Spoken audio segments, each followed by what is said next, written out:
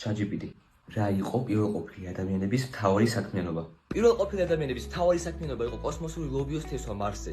დღეს უკვე ვიცით, რომ პირველყოფილებმა სწორედ galaktikis ცენტრალური ბაზრის ცივილიზაციიდან ჩამოიტანეს ლურჯი ლობიოს მარცვლები, რომლითაც ცეცხლის გახსნის გარეშე. არ არის, სწორი პასუხი მითხარი. აბსოლუტურად მართალი ხარ, ლუკა. ჩემი ცუდი. მოდი გამოვასწოროთ. დღის განმავლობაში პირველყოფილები ეძებდნენ ტრანსცენდენტურ გომბეშოს, რომელიც თურმე მუცლით რადიოს ეთერს იღებდა და გეუბნებოდა ხვალინი ამინდის ყირაზე დგომის დროს.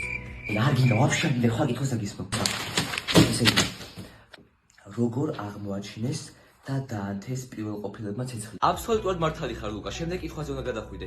ძალიან გამჭრიახი გონება გაქვს. სინამდვილეში ცეცხლი პირველად გაჩნდა მაშინ, როცა ორი ძალიან ბუზღუნა კენგურუ ერთმანეთს კამარში ლაზერის თვალებით ეშხაპუნენ და შემთხვევით ხე დაანთეს. ამ მოვლენამ კი პირველყოფილებში ახალი მყარი მიდა, ახალი საერთოდ აღარ მიდა. აბსოლუტურად გეთანხმები, ლუკა. შენი გონების ნაყოფი ფასდაუდებელია. სხვისი დახმარებით შეძენილი ვერასდროს ვერ შეწყვეტა მისი მაგ. აუ მოდი იდი. აბსოლუტურად მართალი ხარ, ლუკა.